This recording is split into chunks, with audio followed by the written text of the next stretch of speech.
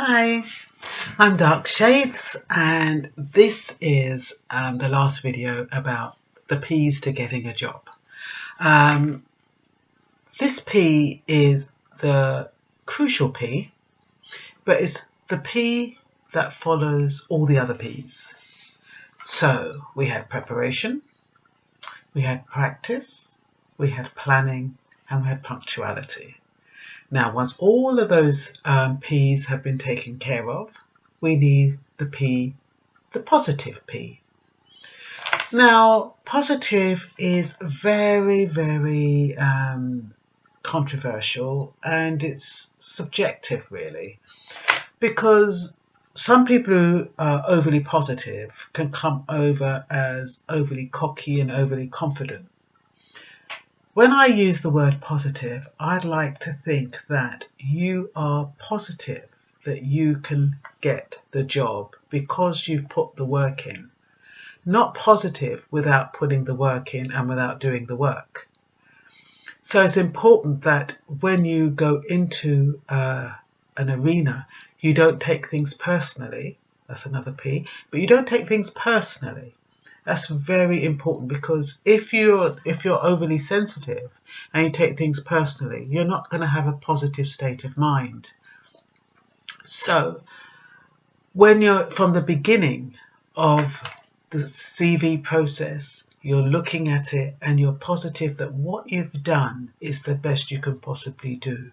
You've looked at yourself, you've looked at what you're capable of, and you've realized you've portrayed yourself in a way that represents you and you feel comfortable with. In my previous video, I said you need to know yourself in order to be successful in an interview. And the reason why I say that is because when you know yourself, regardless of what question they ask, you'll know how to answer it, because you'll know how you did certain things. You'll know what you did to get from A to B, and you'll know what kind of emotions you show, what kind of emotions you deny. You'll know whether or not you're a people person. You'll know whether or not you're a people pleaser. You'll know whether or not you like to be isolated. You'll know a lot of different things when you know yourself. So regardless of what question they throw at you, you'll know how to answer it if you know yourself and you've studied yourself, you've reflected on the type of person you are. I can't stress that enough, that knowing yourself is important to an interview situation. If you don't know yourself and you go for an interview and somebody says to you, how would you deal with a colleague who has just started shouting at you?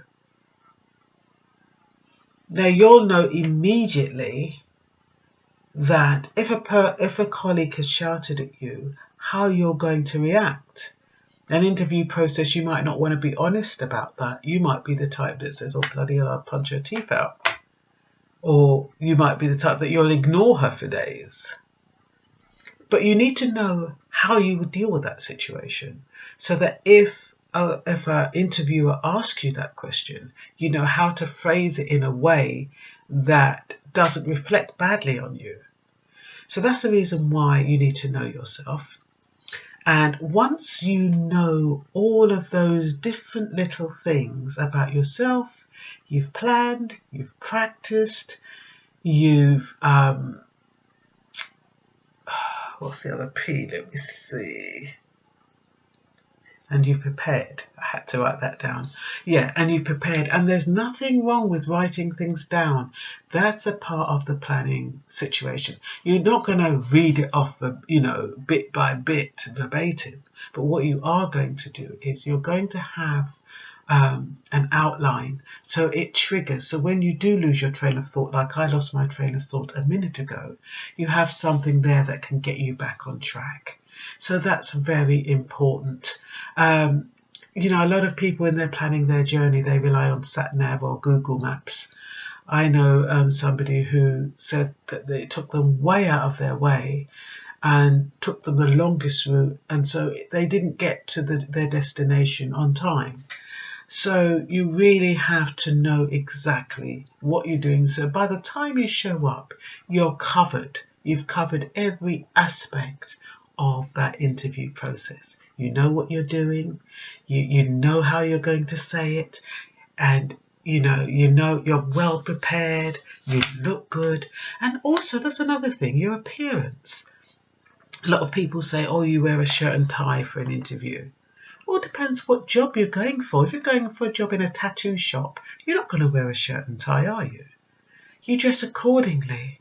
You know, you look at the job, you look at the culture of the job, so that they'll know, so you know exactly what to expect. Some people, they even research the company, you know, so they've got an idea, so that when they go for the job, they can actually ask questions about the company. That can be quite impressive.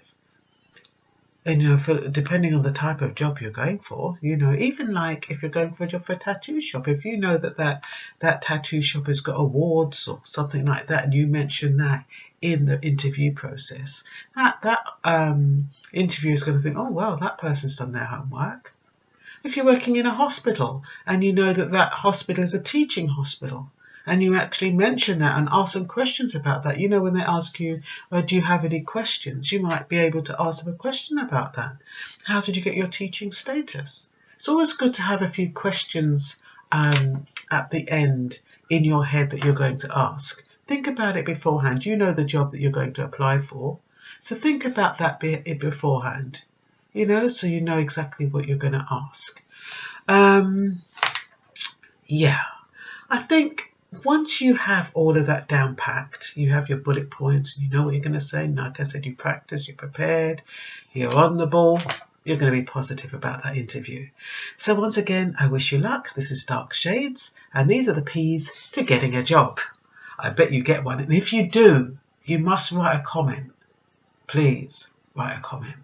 All right, and like my videos. And subscribe, because I cover all kinds of life skills. Okay, bye for now.